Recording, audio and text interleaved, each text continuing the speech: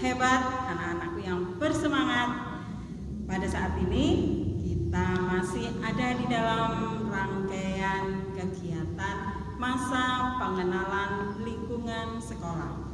Kita masuk pada hari yang ketiga loh sekarang. Nah, hari yang ketiga itu biasanya kita isi dengan ada kebaktian di gereja. Tetapi karena sekarang ini masih belum bisa berkumpul, belum bisa bertemu di sekolah, maka ibadah kita laksanakan dengan melalui online. Oke, sebelum kita lanjutkan, kita berdoa terlebih dahulu ya. Silakan anak-anak duduk dengan tenang, tangan dilipat, mata dipejamkan. Kita berdoa. Tuhan Yesus, kami bersyukur Tuhan masih memberikan kesehatan dan kekuatan kepada kami, sehingga pada hari ini kami beroleh kekuatan dan kesehatan kembali, serta hari baru pemberian Tuhan.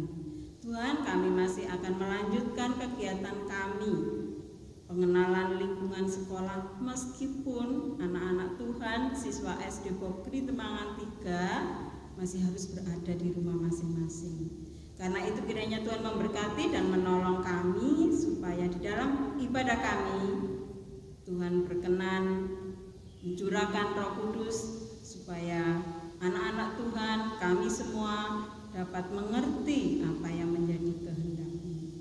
Terima kasih ya Tuhan, di dalam nama Tuhan Yesus kami berdoa dan mengucap syukur. Amin. Nah, sekarang persiapkan kitab sucinya ya. Nah, anak-anak sudah dipersiapkan kitab sucinya. Nah, kita akan membaca kitab suci. Bagi anak-anak yang sudah bisa membaca, langsung dibuka dari kitab Bilangan pasalnya yang ke-13.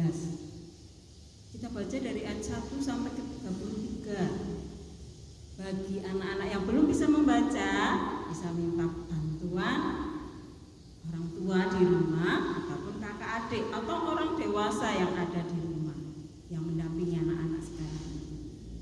Nah, sambil anak-anak mempersiapkan bacaannya, Bu Yayu akan menyampaikan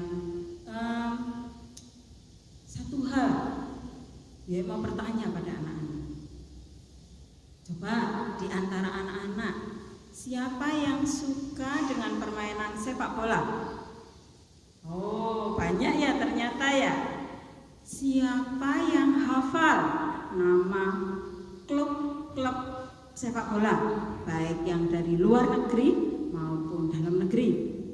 Oh, banyak yang tahu. Ya pasti semua anak mempunyai favorit ya, tim favoritnya masing-masing.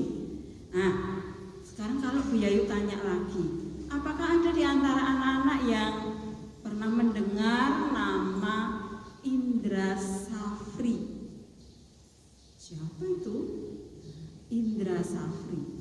Ya, Indra Safri ini adalah salah satu pelatih dari tim nasional sepak bola Indonesia, tim U19. Apa yang istimewa dari Pak Indra ini? Wah, ternyata Pak Indra ini selalu berpesan kepada anak-anak asuhannya, selalu mengingatkan anak-anak asuhannya ketika bermain supaya tidak minder, tidak peduli siapapun lawan yang akan dihadapi, harus dihadapi dengan kepala tegak. Pak Indra memberi semangat kepada anak-anak asuhannya. Karena apa? Kok Pak Indra melarang anak-anaknya minder? Karena rasa minder itu berarti kita sudah menjadi orang yang kalah. Karena itu ketika timnas yang dibawa asuhan Pak Indra Safri ini bertanding pada ajang Pra Piala Asia tahun 2013 yang lalu, hasilnya Evan, Dimas dan kawan-kawan bisa mengalahkan tim Korea Selatan. Skornya berapa? 3-2. Hebat kan? Nah, itulah yang membuat kemudian Garuda Muda Timnas Indonesia U19 bisa masuk ke Piala Asia. Ya, itu pengantar dari Bu Yayu mengingatkan bahwa tim nasional sepak bola kita pernah mempunyai prestasi yang mengagumkan. Sudah ketemu sekarang kitab sucinya? Ya, bilangan 13 ayat 1 sampai 33. Anak-anak membaca itu di rumah. Tapi Bu Yayu di sini akan menyampaikan dari ayat yang ke-33. Nah, baca ya. Bilangan 13 ayat 33. Juga kami lihat di sana orang-orang raksasa, orang enak yang berasal dari orang-orang raksasa. Dan kami lihat diri kami seperti belalang, dan demikian juga mereka terhadap kami.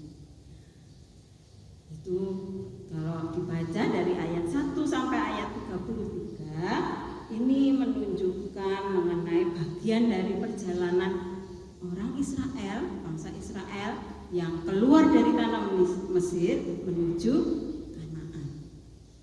Nah, pada bilangan 13 ini dikisahkan ada beberapa orang yang ditunjuk untuk menjadi pengintai sebelum memasuki tanah Kanaan. Maksudnya ditunjuk menjadi pengintai itu bagaimana ya? Menjadi pengintai adalah tujuannya supaya mereka tahu keadaan di tanah Kanaan itu bagaimana. Nah, jadi setiap satu orang dari setiap suku di Israel itu mengirimkan wakilnya. Mereka inilah yang menjadi pengintai melihat keadaan tanah Kanaan. Nah, setelah mereka melakukan pengintaian, mereka kembali dan menyampaikan hasil apa yang dilihat di tanah Kanaan. Kira-kira apa ya yang diceritakan oleh para pengintai ini? Mereka menyampaikan, ternyata orang Kanaan itu lebih kuat dari kita. Ternyata orang Kanaan itu badannya lebih besar dari kita. Ternyata orang Kanaan itu fisiknya lebih baik dari kita. Pasti kita kalah. Kita nanti kalau masuk ke tanah Kanaan seperti belalang, kita pasti akan mudah untuk dikalahkan. Gitu. Para pengintai menyampaikan laporannya kepada orang-orang Israel. Laporan itu kira-kira mengandung hal yang bagaimana? Iya, ketakutan, kekhawatiran. Para pengintai melihat orang-orang yang ditemui, suku-suku yang diam di tanah Kanaan itu ternyata badannya jauh melebihi badannya orang-orang Israel. Mereka lebih besar, lebih tinggi, dan mungkin lebih kuat, sehingga orang-orang Israel menjadi takut. Nah, mereka lupa bahwa sepanjang perjalanan keluar dari tanah Mesir, mereka sudah menghadapi banyak sekali kesulitan, banyak sekali persoalan, dan mereka senantiasa ada di dalam penyertaan Tuhan. Tapi seringkali orang Israel ini melupakan, sehingga mereka muncul rasa tidak percaya diri melihat bangsa Kanaan yang besar-besar badannya. Orang Israel ketakutan, minder. Pasti kita kalah, pasti kita gak akan mendapatkan kemenangan, kita seperti belalang. Ketakutan-ketakutan yang muncul seperti itu. Untunglah ada salah seorang pengintai yang bernama Kaleb. Kaleb ini mengingatkan kepada orang-orang Israel, jangan takut, jangan takut. Kita pasti bisa menghadapi orang-orang Kanaan. Kenapa? Kok kalian bisa percaya diri seperti itu ya anak-anak? Ternyata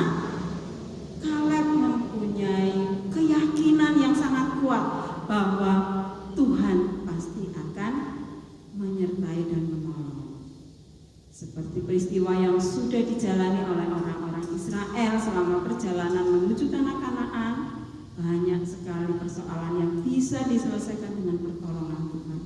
Demikian juga Kaleb yakin dan percaya menghadapi suku-suku di tanah Kanaan, orang Israel pun juga akan ditolong oleh Tuhan. Ya, karena itu kita juga harus punya semangat seperti Kaleb yang tidak takut dengan sesuatu yang belum terjadi. Nah, anak-anak, pelajaran apa yang bisa kita ambil dari Kisah Bilangan 13 ayat 1 sampai ke 33 ini? Ya, perasaan rendah diri atau minder atau tidak percaya diri itu berakibat negatif, karena perasaan minder itu bisa menghambat kemajuan kita.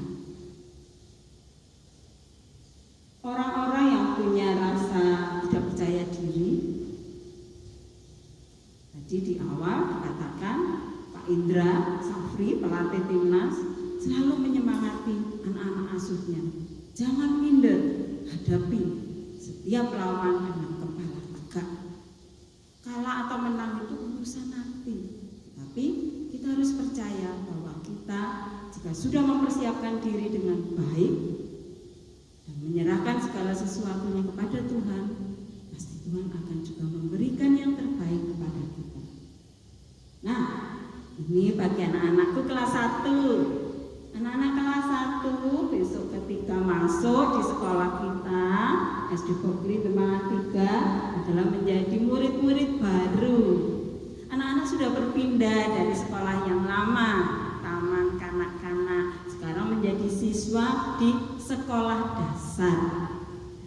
Pasti akan menemui banyak hal yang baru, pelajarannya baru, sekolahnya baru, lingkungannya baru, temannya baru, bapak ibu guru baru, semuanya baru. Meskipun mungkin ada yang sudah berteman semenjak di taman kanak-kanak. Nah, anak-anak kelas 1 juga tidak boleh takut, harus berani. Tidak boleh takut, nanti aku bisa enggak ya mengerjakan tugas di kelas 1. Anak-anak harus berani, karena bapak ibu guru juga akan mendampingi anak-anak selama belajar. Orang tua juga akan mendampingi anak-anak. Jadi anak-anak kelas 1 tetap harus semangat, harus optimis, harus percaya diri dan yakin bahwa kelas 1, masuk kelas 1 bisa melalui semuanya dengan baik. Terus bagaimana untuk yang kelas 2 dan sampai kelas 6? Ya, untuk anak-anak yang di kelas 2 sampai di kelas 6, kalian juga mendapatkan kelas yang baru. Tentu saja pelajarannya juga baru. Itu pasti lebih sulit. Ya, mungkin ada beberapa pelajaran yang lebih sulit dibandingkan pelajaran di kelas sebelumnya. Tetapi ingatlah bahwa kita harus percaya diri, betul, bahwa kita harus percaya diri. Kita tidak boleh takut. Kita harus bisa mengalahkan ketakutan yang ada pada diri kita. Sebab kalau kita sudah muncul perasaan takut, minder dan tidak berani, sama dengan kita setengahnya itu sudah mengalami kegagalan. Anak-anak pengen gagal atau berhasil? Nah, pasti anak-anak pengen berhasil. Karena itu, jadi seperti yang diyakini oleh Kaleb, bahwa apapun yang menjadi kesulitan kita, masalah kita, serahkanlah semuanya kepada Tuhan. Tuhan akan menyertai dan menolong kita, sehingga kita dimampukan untuk bisa belajar dengan baik, untuk menjadi murid yang baik, untuk bisa berprestasi dengan baik. sehingga itu menjadikan orang tua kita senang, Bapak Ibu guru bangga, terlebih memuliakan nama Tuhan. Nah, tetap semangat ya, tetap percaya diri dan tidak boleh minder. Tuhan Yesus memberkati. Amin.